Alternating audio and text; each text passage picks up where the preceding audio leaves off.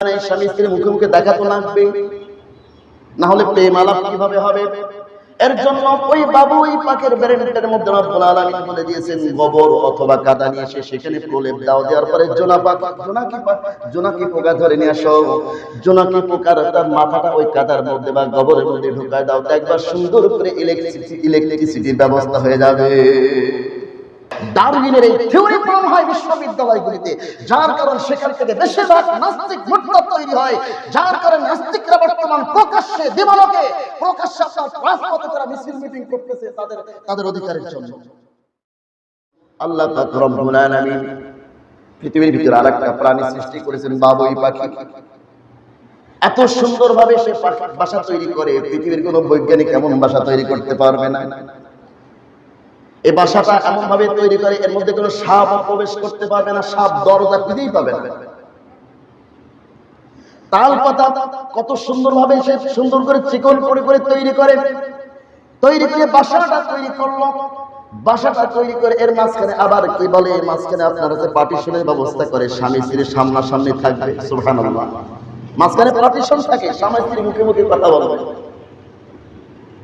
বাসাটা তৈরি করার পরে স্ত্রী বাবুই পাখিকে দাওয়াত দেয়, সে গ্রহণ করতে চায় না। এখন তোমার বাসাটা সাজানো হয়নি, তো কি করতে হবে?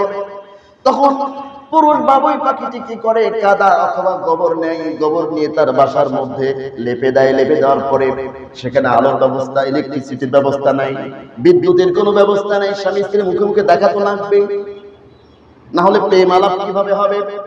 এর জন্য ওই বাবুই পাকের ব্রেনটার মধ্যে রব্বুল আলামিন বলে দিয়েছেন গোবর অথবা কাদা নিয়ে এসে সেখানে প্রলেপ দাও, দেওয়ার পরে জোনাকি পোকা ধরে নিয়ে আসো। জোনাকি পোকার তার মাথাটা ওই কাদার মধ্যে বা গোবরের মধ্যে ঢুকায় দাও, একবার সুন্দর করে ইলেকট্রিসিটির ব্যবস্থা হয়ে যাবে। এ শিক্ষাটা কে দিলেন? বলেন কে দিয়েছে? এই বাবুই পাখির এই ব্রেনটা কে দিল?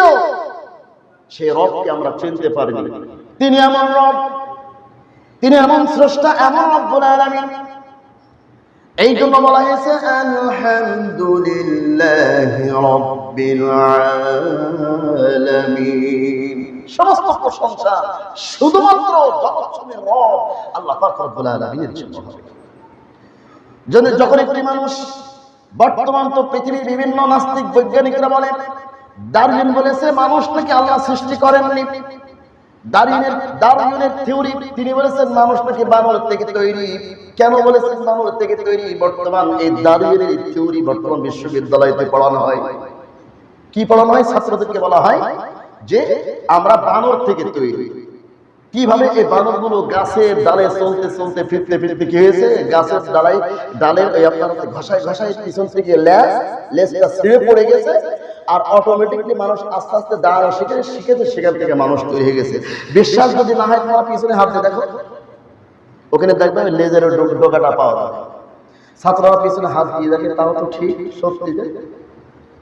তাহলে আমরা বানরের জাত, আমরা আদম থেকে না, বানর থেকে আমাদের তৈরি। এইসব নাস্তিকবাদী শিক্ষা দেওয়া হয়। ডারউইনের এই থিওরি প্রমাণ হয় বিশ্ববিদ্যালয়গুলিতে, যার কারণ সেখান থেকে বেশিরভাগ নাস্তিক মুরতাদ তৈরি হয়, যার কারণে নাস্তিকরা বর্তমান প্রকাশ্যে দিবালোকে প্রকাশ্যে আপনার রাজপথে তারা মিছিল মিটিং করতেছে তাদের অধিকারের জন্য।